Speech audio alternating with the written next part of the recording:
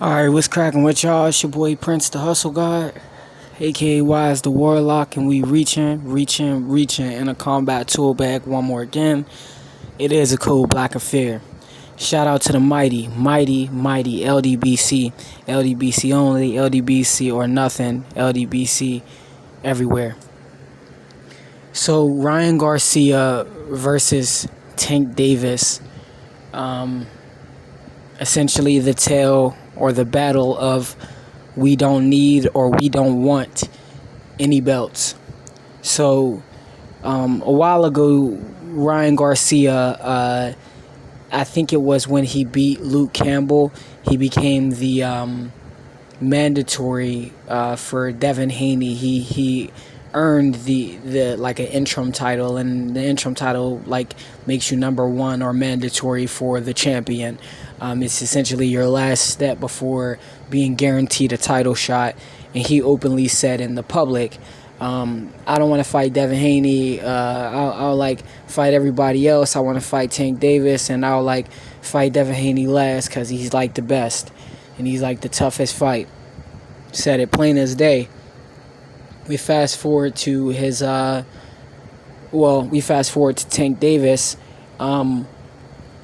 After he calls out, before he calls out Devin Haney, when George Kambosos first becomes a unified champion at 135, he's moonlighting at everyone's fight. He's saying he's entertaining options with Tank Davis and Lomachenko and Ryan Garcia, everyone, to try to see who looks the best and see what business makes sense for him to try to make a title defense that would be lucrative and easier than Devin Haney. No one bit, but they all spoke on wanting to take a shot at the title.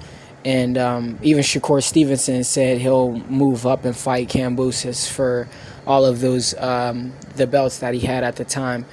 But to try to keep this concise, Tank Davis, he believes he's above the belts. He said he didn't care about the belts, and that he's trying to follow in essentially the Floyd Mayweather footsteps. Is, the belts don't feed my kids, money do. So he doesn't care about being the number one guy by boxing's definition. He cares about being a numbers guy when it comes to selling tickets for the sideshow of boxing.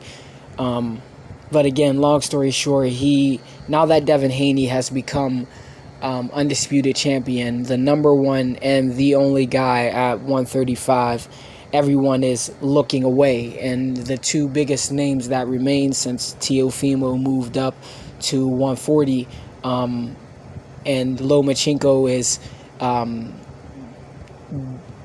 out of the picture right now, we'll say that. That leaves Tank Davis and Ryan Garcia. And Tank Davis, with his WBA standing, is currently a mandatory for Devin Haney. But just like what Ryan Garcia did, he essentially now, even after calling out Devin Haney, is choosing to fight Ryan Garcia. He stated, "I'll see you at the end of the year." And Ryan Garcia, post his Javier Fortuna fight, he calls out Tank Davis and complains in his post-fight that Tank isn't being very transparent about to the public about what they're trying to do. So there's your confirmation on Ryan Garcia versus Tank Davis. But it is essentially the tale of we don't need belts, and the tale of two ducks in a bucket, because any example in boxing history, when someone's become the mandatory, they haven't ran away from the champion and got away with it scot-free. The fans typically make them pay. But because Tank Davis is backed by Floyd Mayweather, and because Ryan Garcia is backed by Oscar De La Hoya, you have loyal to a fault and even delusional set consensus of fans that seem to just go with whatever narrative they're sold. So in the last rollout of both of their fights, both Tank and Ryan Garcia, they had everyone involved in their telecasts be extremely careful with mentioning the name Devin Haney. So it seems as the dream has turned into a nightmare, and we have another sideshow to look forward to at the end of the year with Gervonta Tank Davis and Ryan Lion Garcia. Till next time, guys, please check out Acting Right TV, HFO The Firm, The Simple Truth Network, Black Gents Grooming Company, TrillTalk.net, and everything LDBC. Till next time, guys, it is a Code Black Affair. Deuces.